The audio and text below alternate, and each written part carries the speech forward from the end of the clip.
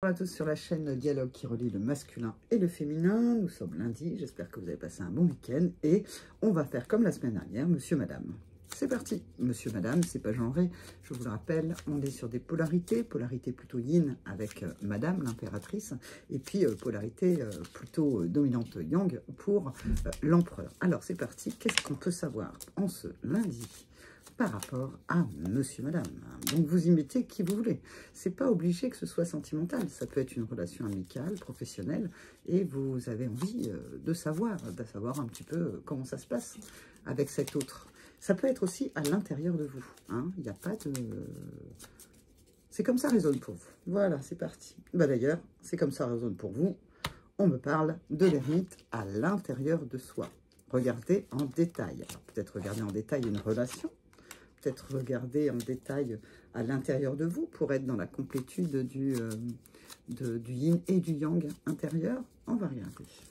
C'est parti. En ce lundi, début de semaine. Début de semaine, hein, c'est toujours un nouveau. C'est toujours le début de quelque chose. Alors, nous avons la guérison. La guérison, la tempérance aussi sur de l'émotionnel et la roue tourne à l'intérieur de soi. Donc, on est peut-être en ce lundi avec un besoin de pouvoir se retrouver dans son propre équilibre pour pouvoir être guidé et recevoir et prendre conscience de quelque chose.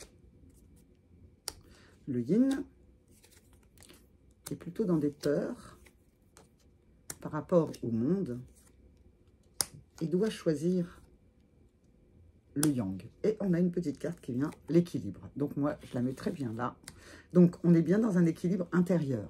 On reprend. Il y a quelque chose au niveau, il y a une guérison qui se met au niveau émotionnel et ça permet de se laisser guider aujourd'hui, en ce lundi, de se laisser guider. Parce que émotionnellement, il y a l'équilibre qui est là, il y a l'équilibre intérieur. S'il n'est pas là encore aujourd'hui, il va arriver. Le yin a des peurs, a des peurs dans le monde, en fait.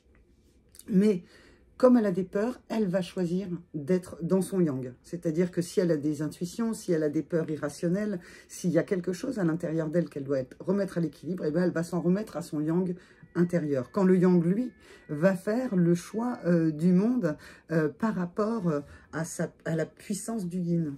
Donc lui aussi, pour faire ses choix, à l'inverse, et c'est pas lui aussi, c'est lui va, si jamais il y a des peurs, si jamais il y a un manque d'équilibre, eh bien en fait le conseil c'est de choisir pour le yang, dans le monde de ses peurs, de les regarder avec son côté yin, son côté intuitif. Ça lui permettra de revenir à l'équilibre. Pour le yin, je reprends, eh bien en fait, elle, quand elle a des peurs qui lui arrivent aussi dans le monde, eh bien il faut choisir de mobiliser son yang.